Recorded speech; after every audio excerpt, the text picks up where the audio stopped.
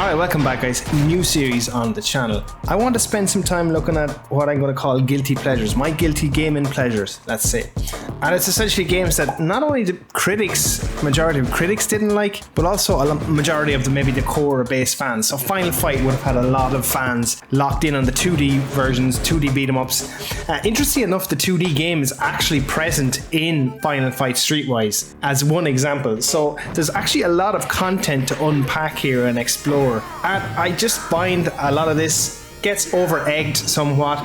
There's a fun game here, and I had a lot of fun with it. There is issues, I'm not saying there's not. Let's go through some of the fun aspects of the game, some of the issues as I mentioned, and you know, it's really not as bad as people think. The game as a package actually includes a lot, as I mentioned, to satisfy both the core fan base and, at the time in 2006, a new fan base. They were obviously going for a bit of a GTA-esque type game for the primary game, but you gotta remember, this has an arcade mode, and I believe a lot of people played the arcade mode. It's a load of fun. It can be played in 2-player co-op, and basically it's just a straight out balls to the wall fighter, no RPG elements and stuff that you get in the main game. So starting off, before you even look at the main game, you've got the 2D fighter Final Fight, you've got the arcade mode built in. Personally speaking, I think that satisfies the nostalgia from the core audience of Final Fight, including those two modes. Anyway, on to the main game itself. What is Final Fight Streetwise? Well, it's basically an action slash beat 'em up RPG to an extent. Kind of semi-open world, kind of 4 main hubs. There's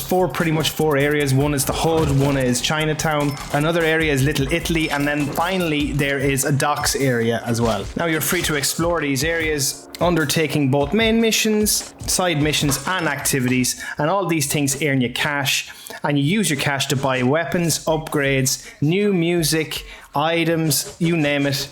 I think maybe the character upgrades are probably the most important thing to do, so it's fairly important that you do some of these side missions to get that extra cash and upgrade before you tackle the main mission. Now there is somewhat of a story here. It's pure Capcom cheese, but it's actually quite interesting in parts. Basically, Cody, being the main character from the original Final Fight, he has a brother now. You play his brother Kyle. He gets into some debt with some gangsters, and that's how the story progresses from there. I'll save any other spoilers, but to be honest with you, anyone that's playing Final Fight, new or old, is really not interested in the story, to be honest. The voice acting is average at best, but here, I'll play a little snip of it so you can get a bit of a flavour of it. Yeah, whatever. Listen, I'm thinking about fighting again. Ah, come on, Cody. Not again. I said, listen, Kyle. I'm onto something here. Something that can help. Help stick you in a wheelchair?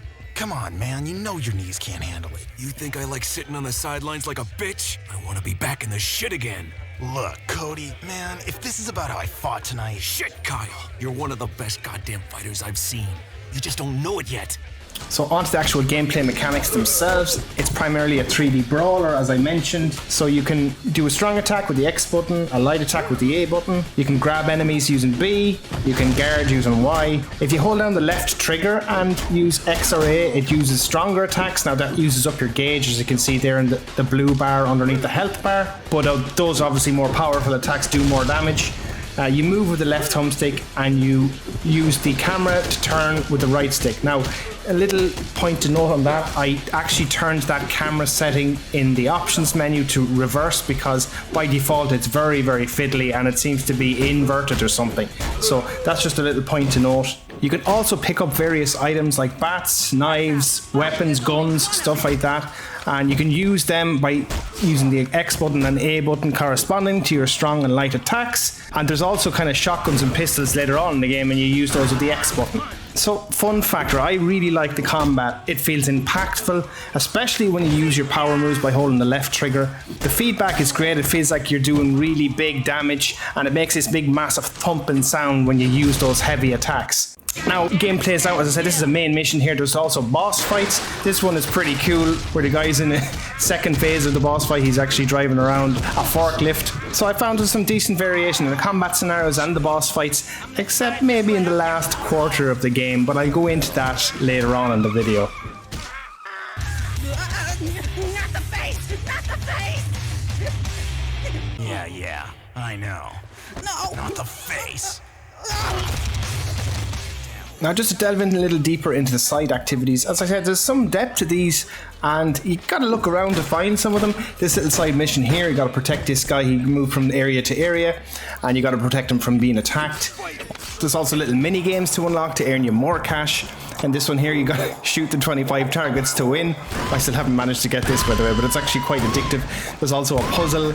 There's a couple of these, and these, I find these time sinks. I sit back and I end up drinking a beer or two, and then I'm fucking still at it a half an hour later. There's also Fight Club, where you fight harder opponents the more you've beat. They give you cash as well. And these are kind of one-on-one fights, not like the general brawls in the game. And these are actually quite tricky, and there's some tactics to these as well. So not your simple fight, more akin to some of the boss fights in the main game. You can also earn bonus cash for these, depending on the rank and percentage of offense defense you get in that actual fight, so it gives you incentive to replay them as well. Okay, as I said, this game is not without its issues, and I have some gripes. First and foremost, as I mentioned already, there is sometimes certain aspects to the camera that drive me crazy, because it's just at the angle it is, for some reason you can't see some of the screen at times. It depends on where you are and what zone you're in. The other aspect that pretty annoyed me was that last quarter of the game, it turns into this random weird zombie fest, and I don't know what they were thinking or what was happening during development.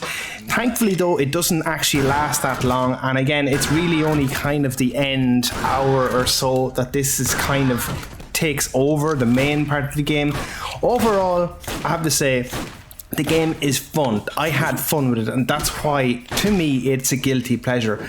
And, you know, as I said, I think the biggest issues people had in general was the gripes against the original game, because, you know, I think people were disappointed that it didn't reflect what the 2D games were all about. I think, to be fair, this is a decent game, as I mentioned. I've had a lot of fun with it, and maybe, just maybe, it's worth giving another shot. Ultimately, a guilty pleasure for me, as I mentioned. I want to know some of your guilty pleasures down in the chat. I'm going to be doing more of this. If you guys want me to do more of these videos, let me know in the comments also. And if you're new to the channel, make sure you like, subscribe. And that's it, guys. A new video to the channel, new series. Hopefully it works out. Let's see what happens. Thanks for watching.